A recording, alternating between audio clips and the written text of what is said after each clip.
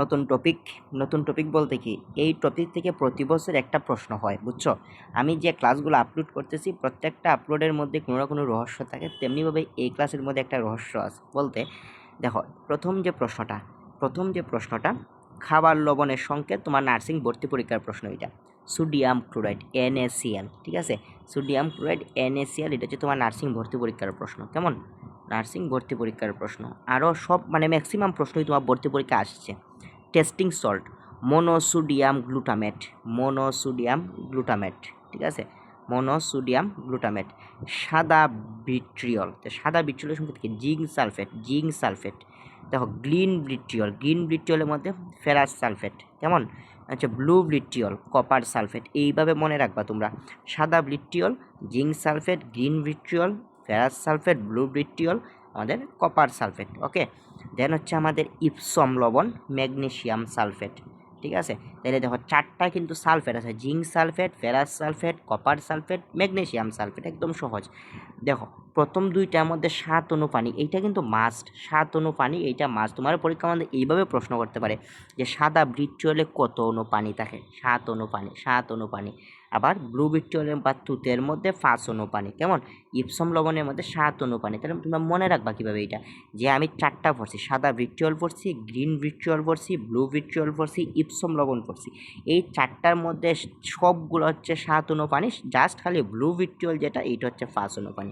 এইটা মনে রাখবা, জাস্ট ব্লু ভিট্রিয়ল হচ্ছে 5 অণু পানি, আর বাকি সব হচ্ছে 7 অণু পানি। ওকে, আসো তুমি খাবার সোডার সংকেত কি? খাবার সোডার সংকেত সোডিয়াম বাইকার্বনেট। দেখো, সোডিয়াম NaI সম্পূর্ণ হচ্ছে বাইকার্বনেট।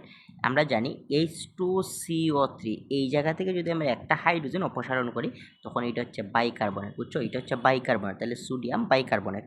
পটাশ অ্যালামের সংকেতটা কি? দেখো, একটু বড় এটা। পটাশ অ্যালাম মানে হচ্ছে তোমার আর কি, এই আরে ফিটকিরি সংকেত আর কি, ফিটকিরির সংকেত। ওকে, ফিটকিরির সংকেত। ফিটকিরির সংকেতটা দেখো তুমি কি লিখছে এই জায়গায়, আরে কি লিখছে দেখো। First of all, potassium sulphate, aluminium sulphate, then হচ্ছে তোমার 24 অণু পানি। ফিটকিরির সংকেত বা পটাশ অ্যালাম বা ফিটকিরির সংকেত গুরুত্বপূর্ণ ভাই এটা।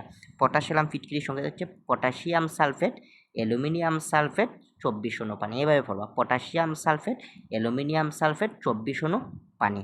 চুনের সংকেত কি? Calcium oxide. কেমন? গ্লুভাল লবণের সংকেতটা কি? আর্দ্র সোডিয়াম সালফেট। এক কথা সোডিয়াম সালফেট, দেখো সোডিয়াম সালফেট 10 অণু পানি, সোডিয়াম সালফেট 10 অণু পানি। Caustic soda, sodium hydroxide. Caustic soda, sodium, এটা নর্মাল একটা প্রশ্ন।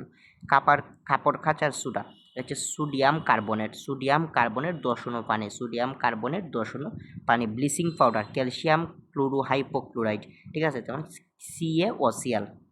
সিঁদুর, রেড লেড, তাহলে Pb3O4। হাইপো মানে কি? হাইপো হচ্ছে সোডিয়াম থায়োসালফেট, Na2S2O3। এর হচ্ছে আমাদের plaster of Paris, calcium sulphate half অণু পানি, বুঝছো? হাফ অণু পানি। তাহলে আমরা এমসিকিউগুলো একটু সলভ করি। প্রথম হচ্ছে আমাদের খাবার লবণের সংকেতটাকে সোডিয়াম ক্লোরাইড। খাবার লবণের রাসায়নিক, তোমার নার্সিং ভর্তি পরীক্ষার প্রশ্ন এটা, সোডিয়াম ক্লোরাইড। কেমন? দেন হচ্ছে তোমার বলছে দৈনন্দিন জীবনে ব্যবহৃত সাধারণ লবণের বৈজ্ঞানিক নাম কি? আমরা জানি সোডিয়াম ক্লোরাইড সাধারণ লবণ। নিচের কোনটি লবণ? দেখো, পটাশিয়াম নাইট্রেট। টেস্টিং সল্ট আমরা পড়ছি মোনোসোডিয়াম গ্লুটামেট।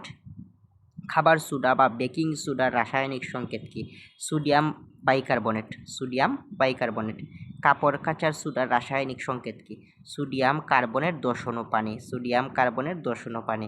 আমরা যে চক দিয়ে খাতা লিখি ওইটা হচ্ছে ক্যালসিয়াম CaCO3, ক্যালসিয়াম কার্বনেট, ঠিক আছে? Calcium carbonate. সোডা লাইম, এটা ইম্পর্ট্যান্ট আছে। সোডা লাইম, এটা দেখো সোডিয়াম হাইড্রোক্সাইড এবং CO মানে চুন আর কি, ঠিক আছে? ফেরাস সালফেট 7 অণু পানি, এটা মেইনলি কি? হচ্ছে গ্রিন ভিট্রিয়ল। আমরা পড়ছি না 7 অণু পানি, ফেরাস সালফেট, গ্রিন ভিট্রিয়ল। 7 অণু পানি সহযোগে গঠিত জিঙ্ক সালফেট, তাহলে এটা কি? সাদা vitriol. The colour of PB, দেখো রেড লেড মানে বলছে কালার কি? Pb3O4 এর যে লেডের যে কালারটা কি? রেড লেড, আমরা পড়ছি এটা। আচ্ছা, অ্যালুমিনিয়াম সালফেটকে চলতি ভাষায় কি বলা হয়? ফিটকিরি। অ্যালুমিনিয়াম সালফেট মনে আছে যে পটাশিয়াম সালফেট, অ্যালুমিনিয়াম সালফেট 24 অণু পানি, তাহলে অ্যালুমিনিয়াম সালফেটটা আমরা কি বলি? ফিটকিরি।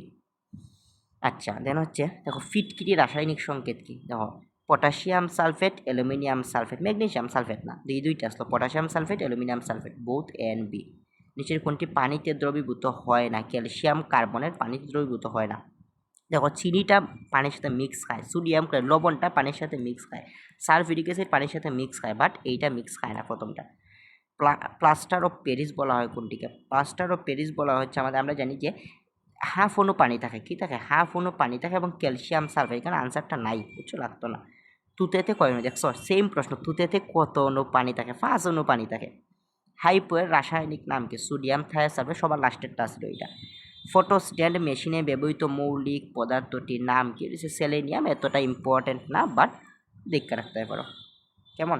এই হলো তোমার সংকেতিকা বিভিন্ন ধরনের প্রশ্ন, ঠিক আছে, খুব বেশি ইম্পর্টেন্ট, তাও আমি একটু বলে দিতেছি কোনগুলো একটু বেশি, সালফেটগুলো, এইগুলো ভিট্রিয়লগুলো বেশি ইম্পর্টেন্ট, বুঝছো, খাবার সোডা ইম্পর্টেন্ট, এই ইয়ার মধ্যে সবচেয়ে বেশি ইম্পর্টেন্ট এগুলো, বাট একটু আনইম্পর্টেন্ট প্লাস্টার অফ প্যারিস, এতটা ইম্পর্টেন্ট না, সিঁদুর এতটা ইম্পর্টেন্ট না, দেন হচ্ছে আর আর বাকিগুলো ইম্পর্টেন্ট, বুঝছো, বাকিগুলো ইম্পর্টেন্ট পড়া লাগবো, বাকিগুলো মাস্ট পড়া লাগবো। হাইপোটো এত বেশি ইম্পর্টেন্ট না, বাট বাকিগুলো ঠিকই আছে। এই তিনটা তোমার মনে না রাখলেও চলতেছে, বাট মনে রাখাটা বেটার আর কি, যদি দিয়া দেয়, বাট অন্যগুলো মাস্ট মনে রাখতে হইব এবং নাম সহ মনে রাখতে হইব। কেমন?